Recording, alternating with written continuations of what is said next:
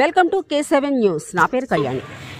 నర్సీపట్నంలో speaker Ayyanna పత్ర ఆధ్వర్యంలో ఒక రాక్షస పాలన నర్సీపట్నం జరుగుతుంది. దానికి ఉదాహరణ ఈరోజు నర్సీపట్నం మున్సిపాలిటీకి సంబంధించి మా వైఎస్ఆర్ కాంగ్రెస్ పార్టీ యూత్ అధ్యక్షులు అల్లంపల్లి ఈశ్వరరావుపై తప్పుడు కేసులు బాధించడం కాకుండా ఒక చీటింగ్ కేసు 420 కేసు పెట్టి ఈరోజు దుర్మార్గ పాలన అయ్యన పత్ర చేయడం జరుగుతుంది. ఈరోజు మనం కూడా చెప్పాం, ఒక ఉన్నతమైన స్థాయిలో ఉన్న ఒక వ్యక్తి ఈ విధమైన చిల్లర చేస్తూ చిల్లర రాజకీయాలు చేయడం ఎంతవరకు సమస్య అని చెప్పి అడుగుతున్నాయి. ఈరోజు చాలామంది అడుగుతారు, మా వాళ్ళు మనల్ని కూడా అడిగారు చాలామంది, అయ్యన పాత్రని ఏకవశంతో నువ్వు ఎందుకు మాట్లాడుతున్నావు అని చెప్పి. ఒకటే చెప్తాం మీ ద్వారా కూడా, ఈరోజు మాకు సంస్కారం లేక కాదు, గౌరవించడం లేక కాదు.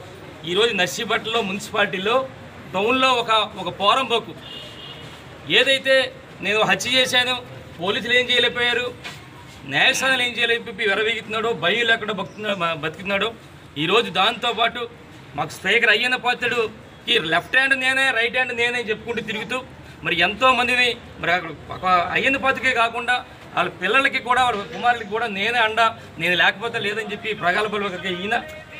అలాగే లక్షల రూపాయలు వసూలు చేస్తున్న, చందాలు దందాలతో వసూలు చేస్తున్న ఒక పోరంబోకు నా కొడుకు వల్ల ఈరోజు నేను ఆ విధంగా మాట్లాడుతుంది తప్ప మాకు సంస్కారం లేక కాదు. ఎందుకంటే ఏ స్థాయిలో ఉన్నా సరే పెద్ద స్థాయిలో ఉన్న వ్యక్తిని గౌరవించే స్థాయి సంస్కారం మాకు ఉంది. ఇలాంటి పోరంబోకు నాటి వల్ల మేము కూడా అలా మాట్లాడుతున్నాం.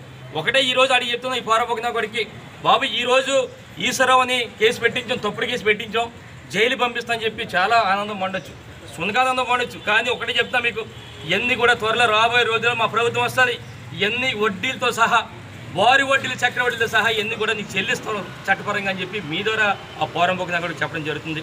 ఈరోజు చూస్తే మరి ఎవరైతే అల్లంపల్లి ఈశ్వరరావు ఉన్నారో మరి ఏం చేశాడు అంటున్నాను, కేవలం చీటింగ్ కేసు. ఆయన ఏదో విధంగా ఇబ్బంది పెట్టాలి, మరి ప్రతిదానికి కూడా వైఎస్ఆర్ పార్టీలో క్రియాశీలకంగా ఉంటున్నాడు, స్టేట్ బండ్లు ఇస్తున్నాడని చెప్పి ఏదో విధంగా ఇబ్బంది పెట్టాలని చెప్పి మరి నిన్నంతా కూడా మరి ఆయన ఒక చీటింగ్ కేసు, ఒక 3 లక్షల రూపాయలు ఒక కోర్టు అటెండర్ పోస్ట్కి అని చెప్పి 2 సంవత్సరాల క్రితం తీసుకున్నాడని చెప్పి ఒక తప్పుడు వ్యక్తి చేత కంప్లైంట్ ఇవ్వడం జరిగింది. పోతే ఏదైనా ఎంక్వైరీ చేశారంటే డిఎస్పీ గారు ఎక్కడైనా ఆధారాలు ఉన్నాయంటే 3 లక్షల రూపాయలు తీసుకుని ఎక్కడా లేదు, ఒక్క పైసా కూడా ట్రాన్సాక్షన్ లేదు. అంటే కేవలం స్పీకర్ ఒత్తిడి అక్కడ విజయవాడ నుంచి ఒత్తిడి చేస్తుంటే ఇక్కడేమో డిఎస్పీ గారు కేవలం డిఎస్పీ గారు రంగంలో దిగారు. సిఎల్ఎస్ఎల్ పక్కన పెట్టి డైరెక్ట్ డిఎస్పీ గారు రంగంలో దిగి ఈరోజు మా పార్టీ నాయకుడిని మరి తప్పుడు కార్యక్రమం చేయడం జరుగుతుంది. ఒకటే చెప్తున్నా, ఈరోజు